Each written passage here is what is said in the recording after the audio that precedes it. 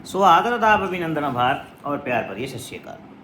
मैं अरुण सिंगला स्वागत करता हूं आप सभी का आपके इस यूट्यूब चैनल जिसका नाम है अरुण एंड खुशबू और हैशटैग है केबीसी विद अरुण। तो दोस्तों, सबसे पहले तो वो मेरे साथी जो अभी तक ऑडिशन दे चुके हैं और ऑडिशन दे करके जीके टेस्ट और पीआई उन्होंने दे दिया है, चाहे फिर वो मुंबई ऑडिशंस हो, अमृतसर ऑडिशंस हो, दिल्ली हो या फिर लखनऊ हो, उनको सभी को मेरी ओर से तहे दिल से बधाई।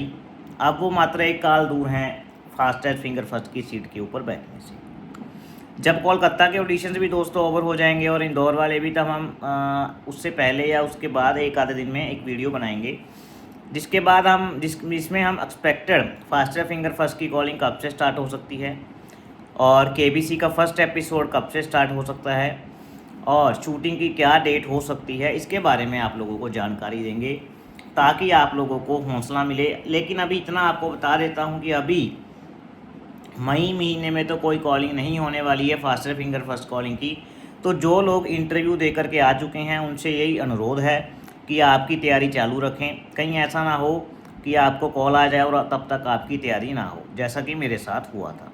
मैं अपनी गलतियों से सीख करके कुछ चीज़ें आपको कन्वे करता हूँ ताकि आप लोग वो गलतियां ना करें। मैं बाकायदा अपनी गलतियों से तो सीखा ही, साथ में जो अभी मैंने लगभग 40 से 50 कंटेस्टेंट हमारे साथ पिछले ग्रुप से गए थे, पिछले सीज़न में गए थे, उनसे भी मेरी बातचीत होती रहती थी कि कैसे आपने पढ़ाई की, वहीं पे कहाँ पे आपको लगता है कि आपने गलतियाँ की, वही बातें मैं वीडियो में आपको पास ऑन करता हूँ। ये केवल मेरा एक्सपीरियंस नहीं, मेरे साथ 50 लोगों का लगभग एक्सपीरियंस है, जिसमें करोड़पति भी हैं, 50 लाख वाले भी हैं और 5 लाख से ऊपर तो अनगिनत लोग हैं जिनसे मैंने एक्सपीरियंस गेन किया। कहने का तात्पर्य, आप लोग जो है वो पढ़ाई ना छोड़ें, पढ़ाई चालू रखें। दिन में जैसा भी आपको 1 घंटा मिले, आधा घंटा मिले, आप उस समय ही पढ़ाई करें। अब जैसा सभी को पता है कि परसों जो है लखनऊ ऑडिशंस ओवर हुए हैं, तो लखनऊ ऑडिशन में एक तो मैंने जो बात ऑब्ज़र्व की कि मुझे किसी का मैसेज आया कि सर मेरा जब रजिस्ट्रेशन किया था मैंने, तो वहाँ पे जो एज था वो मैंने 41 प्लस की जगह 51 प्लस कैटेगरी वाला जो था वो चूज़ कर लिया था। अब वहाँ पे जब वो गए, उन्होंने नंबर वगैरह बताया और आपका नाम वगैरह वेरीफाई किया, वो सब तो हो गया, लेकिन जब बारी आई एज की तो एज पे वो फंस गए। अब सिस्टम में जो उनकी एज थी वो थी 51 प्लस, लेकिन एक्चुअल में एज़ पर आधार कार्ड या एज़ पर जो भी वो प्रूफ लेकर के गए थे उसमें उनकी एज थी 41 प्लस। तो at the spot, on the spot उनकी एंट्री को कैंसिल कर दिया गया। उन्होंने कहा कि मैं काफ़ी दूर से चल कर गई थी। देखिए, ये बात बिल्कुल सही है, सबको दुख तो होता ही है, लेकिन मैं उन्हें यही कहना चाहूँगा वीडियो के माध्यम से भी, वैसे मैंने उन्हें पर्सनली भी मैसेज किया कि कोई बात नहीं, ऐसे मौके आते हैं, हालांकि वो आपकी गलती ही थी कहीं ना कहीं, ये आप एक्सेप्ट करें और आगे ऐसी गलती ना करें। और आगे बहुत से मौके आएंगे, चाहे वो फिर प्ले अलॉन्ग के थ्रू हों, चाहे कोई स्पेशल वीक्स के थ्रू हों, चाहे री रजिस्ट्रेशन के थ्रू हों, लेकिन आपसे अनुरोध है कि आगे थोड़ा आप लोग भी इन चीज़ों का ध्यान रखें।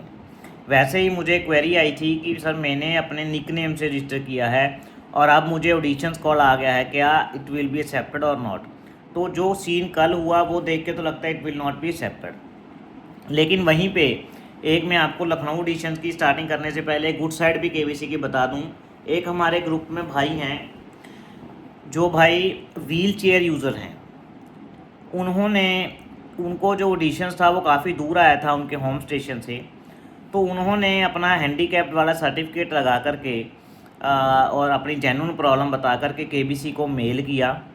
केबीसी ने विद इन कुछ आवर्स ही उनको रिस्पॉन्ड करते हुए कहा कि आपकी कंडीशन को देखते हुए आपका जो ऑडिशन का स्थल है वो बदला जाता है और आप अपने घर पे के करीबी स्थल जो कि दिल्ली था वहाँ पे ऑडिशन दे सकते हो। इसके लिए भी केबीसी ने सराहनीय जो है वो प्रयास किया। इसके लिए मैं तहे दिल से उन व्यक्ति की ओर से केबीसी को धन्यवाद करना चाहूँगा। तो जो आप लखनऊ ऑडिशन से दोस्तों, आप इसके बाद 2 ऑडिशन बते हैं, कोलकाता और इंदौर। तो लेकिन ये वीडियो सब उन लोगों के लिए भी है जो लोग, मैं कहता हूँ वो उन लोगों के लिए भी है जो लोग आगे ऑडिशन देने वाले हैं, चाहे कलकत्ता में, चाहे इंदौर में, या फिर अभी जो आगे आने वाले कोई रजिस्ट्रेशन होंगे या प्ले लॉन्ग होगा या स्पेशल वीक्स होगा, उनके लिए भी है, क्योंकि आप लोग इनसे क्वेश्चन सीखेंगे, आपको पैटर्न का पता चलेगा। आज जब मैं क्वेश्चन पढ़ूंगा ना, तो आपको साथ ही साथ पैटर्न बताऊंगा कि ये क्वेश्चन एक्सपेक्टेड क्यों था या क्यों आया। ऐसे बहुत से क्वेश्चन होते हैं 20 में से जो एक्सपेक्टेड होते हैं कि ये क्यों आया। जैसा कि हम पहला क्वेश्चन स्टार्ट करते हैं। पहला प्रश्न था, उपराष्ट्रपति की पिक्चर दिखाई गई थी, जो कि उपराष्ट्रपति थे यूएसए के उपराष्ट्रपति थे, उनकी पिक्चर दिखाई गई थी। वो पिक्चर बेस्ड प्रश्न था, पूछा गया था, तो ये हाल ही में न्यूज़ में था, आप सभी को पता ही है। उसके बाद ढोकला की पिक थी, one of my favourite dish.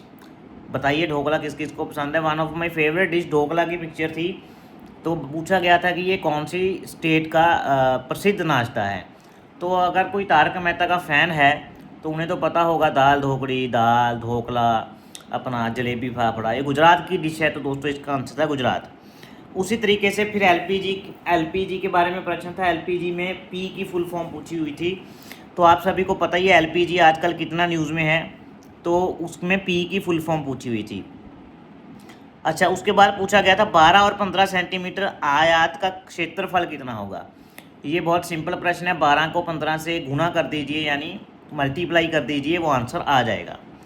इसके बाद था चंगेज़ खान से संबंधित पिक्चर थी। चंगेज़ खान से संबंधित पिक्चर थी, जिसका आंसर था मंगोलिया। इसके बाद जर्मनी का एक शहर जो खाने की चीज़ भी है। जर्मनी के एक शहर के बारे में पूछा गया था जो खाने की चीज़ भी है। ये क्वेश्चन बड़े आसानी से ऑप्शन से हो रहा था। इसका आंसर था दोस्तों हैमबर्गर। हैमबर्गर जर्मनी में एक शहर भी है और साथ ही साथ एक खाने की चीज़ भी है। अच्छा, इसके बाद था नंदेला भास्कर राव, जिनकी अभी हाल ही में निधन हुआ, वो किस राज्य से हैं। आंध्र प्रदेश इसका आंसर है। ये भी करंट अफेयर में से क्वेश्चन उठाया गया था दोस्तों, ये उसमें भी इंक्लूडेड है जो करंट अफेयर हमने अपने ग्रुप में डाले हुए हैं। जर्मन शेफर्ड किस चीज़ का टाइप है। जर्मन शेफर्ड सभी को पता है, डॉगी यानी कुत्ते को कहा जाता है जर्मन शेफर्ड। इसके बाद पहला एक दिवसीय विश्व कप कहाँ पे हुआ। पहला क्रिकेट का एक दिवसीय विश्व कप कहाँ पे हुआ। आप सभी को पता है कि क्रिकेट कहाँ पे जन्मी है, इंग्लैंड में। तो जब पहला एक दिवसीय वर्ल्ड कप खेला गया तो वो भी इंग्लैंड में ही खेला गया, आप इस बात को याद रखिएगा। इसके बाद नेक्स्ट क्वेश्चन है, जग विक्रम नाम का जहाज इनमें से किसे पार किया। जग विक्रम का जहाज इनमें से किसको पार किया। इसके बारे में सही बताऊँ, ये मेरे को भी नहीं आता था, लेकिन ये क्वेश्चन भी करंट अफेयर की न्यूज़ में था दोस्तों। इसके बाद बात करेंगे, इनमें से कौन सी झांसी की रानी के समकालीन था। ये हिस्ट्री का क्वेश्चन है, बड़ी बेसिक हिस्ट्री का क्वेश्चन है। रानी झांसी की जो रानी थी उनका समकालीन कौन था। तो इसका आंसर था दोस्तों बहादुर शाह जफर। इनमें से कौन सा रीढ़ की हड्डी से संबंधित है। रीढ़ की हड्डी से संबंधित आपको अंग बताना था, अंग दिए हुए थे, उन्हें बताना था इनमें से कौन सी ऐसी चीज़ है जो रीढ़ की हड्डी से संबंधित है। फिर उसके बाद कोरमंडल तट पूछा था कि कहाँ से है। ये कोरमंडल से मुझे याद आया, 3 साल या 4 साल पहले एक ट्रेजेडी हुई थी ट्रेन की। तो अगर आप ना रेगुलर न्यूज़पेपर रीड हो तो कहीं ना कहीं से आपको क्वेश्चन का आंसर मिल जाएगा। वो ट्रेन कहाँ जा रही थी, इससे आपको अंदाज़ा हो सकता है कोरमंडल एक्सप्रेस कहाँ जाती है।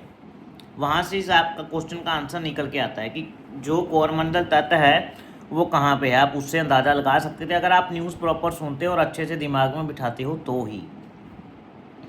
इनमें से कौन सा यूएसए का स्टेट नहीं है। इसमें ऑप्शन दिए हुए थे, बड़ा सिंपल प्रश्न था कि यूएसए का स्टेट इनमें से कौन नहीं है। तो स्कॉटलैंड इसका आंसर था, बड़ा ही सिंपल प्रश्न। आगे था नागधार पेंटिंग कहाँ से संबंधित है। नागधार पेंटिंग कहाँ से संबंधित है, इसका आंसर आप सभी लोग जो है कमेंट बॉक्स में बताएंगे मुझे। अच्छा, कबड्डी में कॉर्नर पोजीशन को क्या कहते हैं। कबड्डी में जो कॉर्नर पोजीशन होती है वो किसको कहा जाता है, कॉर्नर को कहा जाता है। सिंपल सा प्रश्न। आशुतोष गोविरकर की मूवी के बारे में प्रश्न था। ईमेल एड्रेस किसमें एड्रेस नहीं लिखा जाता, सीसी, बीसीसी, टू या फिर सब्जेक्ट में एड्रेस नहीं लिखते हम लोग, वो सिंपल सा प्रश्न था। दुश्मन का दूसरा नाम, दुश्मन को और क्या कहते हैं, आंसर में था शत्रु, बड़ा सिंपल प्रश्न।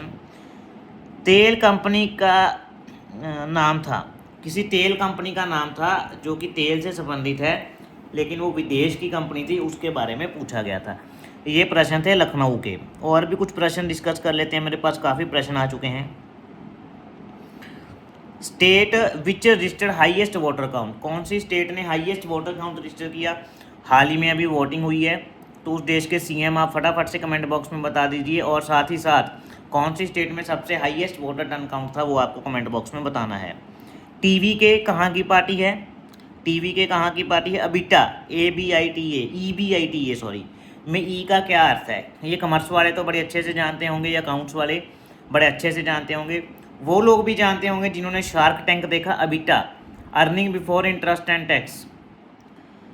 इसके बाद आंसर क्वेश्चन है which of these is not a joint of human body, इनमें से कौन से ऐसा जो नाम दिए गए हैं, इनमें से कौन सा ऐसा नाम नहीं है जो कि एक ह्यूमन बॉडी में ज्वाइंट हो।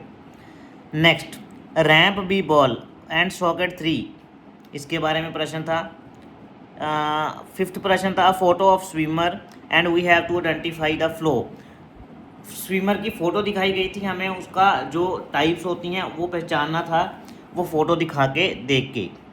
इसके बाद डॉलर की फ़ोटो दिखाई गई थी, वो पहचानना था कि किस देश की करेंसी है, USA की। इसके बाद जगन्नाथ टेम्पल की फ़ोटो दिखाई गई थी, पुरी जी में है जगन्नाथ टेम्पल उड़ीसा में, उसको पहचानना था। भात कौन सी देश की करेंसी है, उसके बाद को पहचानना था। Who is the immediate procedure of president Murmu, जो अपनी आदरणीय प्रेसिडेंट है द्रौपदी मुर्मू जी, उसके इमीडिएट प्रोसीडर कौन है, उसको पहचानना था। वो on the purpose of Shanti act, Shanti act जो 2025 में शांति एक्ट बनाया गया, उसका क्या पर्पज़ था, ये भी काफ़ी न्यूज़ में रहा है दोस्तों। तो जो मेरा भाई बहन अखबार पढ़ता है रेगुलर बेसिस पे, चाहे वो 15-20 मिनट हेडलाइन पढ़ लेता है, उनके लिए ये प्रश्न बिल्कुल आसान है दोस्तों। तो थोड़ा सा ध्यान से और आंखें और दिमाग खोल करके आप पढ़िएगा अखबार। हक्का बक्का हो जाना मीन्स, बड़ा सिंपल प्रश्न है, हक्का बक्का हो गया। लाइट ईयर मेजर विच, लाइट ईयर किस चीज़ को मेजर करता है? आप छोटे होते पढ़ते थे ना साइंस में कि इतने लाइट ईयर दूर है वो चीज़, इतने लाइट ईयर दूर है, तो क्या चीज़ वो मेज़र करता है? अच्छा, 16 और 24 जब 16 बज जाते हैं तो कितने बजते हैं? 12 में जोड़ दीजिए, 12 से कम, 16 में से 12 कम कर दीजिए, कितने बजे? 4। Who acted in Drishyam 2, Drishyam 2 movie सबने देखी होगी, नहीं देखी होगी तो न्यूज़ में सुनी होगी, न्यूज़ में नहीं तो अखबार में पढ़ी होगी, रील्स तो देखे ही होंगे ना इंस्टा पे। बड़ा सिंपल प्रश्न था। Name of the first film directed by Dada Saheb Phalke. अब दादा साहब फाल्के ने कौन सी जो फिल्म है वो डायरेक्ट की, सबसे पहली फिल्म? ये प्रश्न हो सकता है अभी हाल ही में ना हो, या दादा साहब फाल्के अभी न्यूज़ में थे, हो सकता है कई लोगों ने पढ़ा हो, लेकिन ये प्रश्न इतना सिंपल नहीं था। और बता दूं, जब आपका फास्टर फिंगर फर्स्ट के लिए सिलेक्शन हो जाएगा ना, तो जब आप हॉट सीट पे जाने के लिए फिल्म सिटी जाएंगे, तो उस फिल्म सिटी का नाम भी इन्हीं के नाम पे है, आदरणीय दादा साहब फाल्के जी। इसके बाद Manyakheta was the capital of which dynasty. आगे प्रश्न है, in which of the these sports is the net set the highest? Volleyball, badminton, tennis और टेबल टेनिस। सभी को पता है, बहुत सिंपल प्रश्न है, जिसने भी ये गेम देखी भी है, मैं कहता हूँ खड़े होकर भी देखा है इसका कोड, उसको पता लग जाएगा कि वॉलीबॉल या टेबल टेनिस या बैडमिंटन क्या इसका आंसर हो सकता है। तो दोस्तों ये था आज का वीडियो, आगे हम जल्द ही एक वीडियो और लेकर के आएंगे जो काफ़ी इंटरेस्टिंग होने वाला है। और जो मेरे भाई बहन नोट्स का ग्रुप ज्वाइन करना चाहते हैं वो @अरुण KBC पे मैसेज कीजिए। जो मेरे भाई बहन हॉट सीट के ग्रुप में ऐड होना चाहते हैं @KS6723 पे मैसेज कीजिए अपनी डिटेल्स के साथ, उसको ऐड कर दिया जाएगा। सब चीज़ें बिल्कुल फ्री ऑफ कॉस्ट हैं। साथ में आप तैयारी के लिए कोई बुक खरीदना चाहते हैं, लूसेंट की और आर्यहंत की बुक है GK की, उसका लिंक डिस्क्रिप्शन बॉक्स में ऐड है, आप लोग खरीद सकते हैं। तब तक के लिए आपका दिन शुभ हो। जय भारत, जय हिंद।